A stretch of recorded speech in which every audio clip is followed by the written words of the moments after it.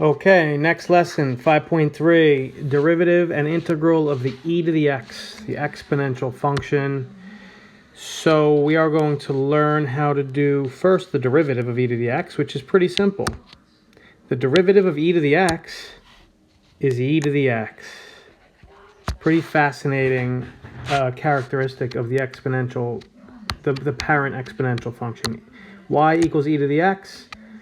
Its derivative is e to the x. Now, they're not all that simple, as we'll see in a few minutes, but let's just think about what this actually means on this slide down here. What does this mean? So if you have the graph y equals e to the x, this blue curve here, that means that anywhere along the curve, if you find the slope, the instantaneous slope at any point, it is equal to the y value at that point. So, for example, in this slide, they picked an arbitrary point along y equals e to the x, 2, 7.39. The y value is 7.39, right? The x value is 2. The slope of the tangent line at that point is also 7.39.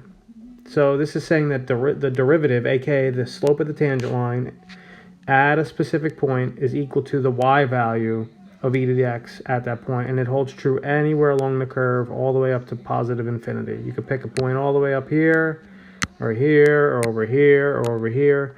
The y value at that point will always equal the slope at that point. Now, all e to the x functions are not that simple to find the derivative of. The derivative of the parent e to the x is e to the x. However, if you have a composition function like e to the 2x. This is actually a composition of two functions. It's the e to the x function, and then it's y equals 2x inside of that. It's two separate functions occurring here. So we should know that whenever we're finding a derivative of a function inside of a function, we have to use the chain rule. All right?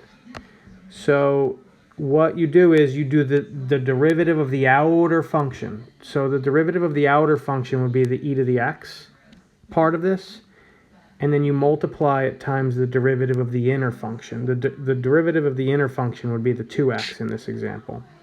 So they call it e to the u.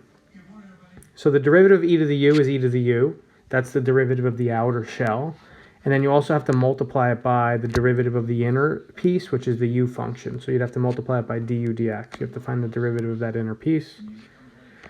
That's what this says right here. So the derivative, so if we want to find the derivative of e to the x, e to the 2x, you would rewrite it times the derivative of what's inside it. So times the derivative of the 2x piece, which is just 2. So it's 2e to the 2x. That's your derivative of e to the 2x. So now why did we just rewrite it first? Because the derivative of any e function is just itself. But if you have something more complicated occurring inside the e function, like we do here, we have 2x inside the e function, you got to multiply by the derivative of that thing as well. All right? Actually, e to the x, what we're really doing is a chain rule. We're doing e to the x times the derivative of the x piece, which is really just 1. So it turns out to be the same exact thing. It just turns out to be e to the x, but there's actually a chain rule occurring there. So let's just try a couple of these examples. So we just did e to the 2x. It's 2e to the 2x. That's the derivative. So this one, e to the square root of x. So this is e to the 1/2, x to the 1/2 power, right? That's that. It's e to the x to the 1/2 power. It's like an exponent within an exponent. So to do the derivative, actually we should just write it like this. You rewrite the thing times the derivative of what's inside the e. So times the derivative of x to the 1/2 power, which is going to be 1/2 x to the negative 1/2 power. All right? It's two pieces here. The first thing is the e piece. The second thing is the x to the 1/2 piece. So to do the derivative of this whole thing, you just basically do the derivative of the e piece, you just rewrite what you see. That's the derivative of any e function. You just rewrite it. But then you got to multiply times the derivative of what's upstairs inside the exponent. So the derivative of x to the 1/2 is 1/2 x to the negative 1/2. That's why I wrote it right here. All right. So then you would just clean it up. It would be 1/2 e to the root x over root x. You could leave it like that. You don't have to rationalize it. Last one we'll do in this example. So the derivative of the e to the x minus 4, you rewrite it, e to the x minus 4, times the derivative of what's inside the e function. So the derivative of x minus 4 is just the number 1.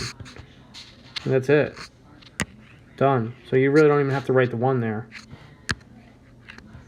All right? We'll do these next two examples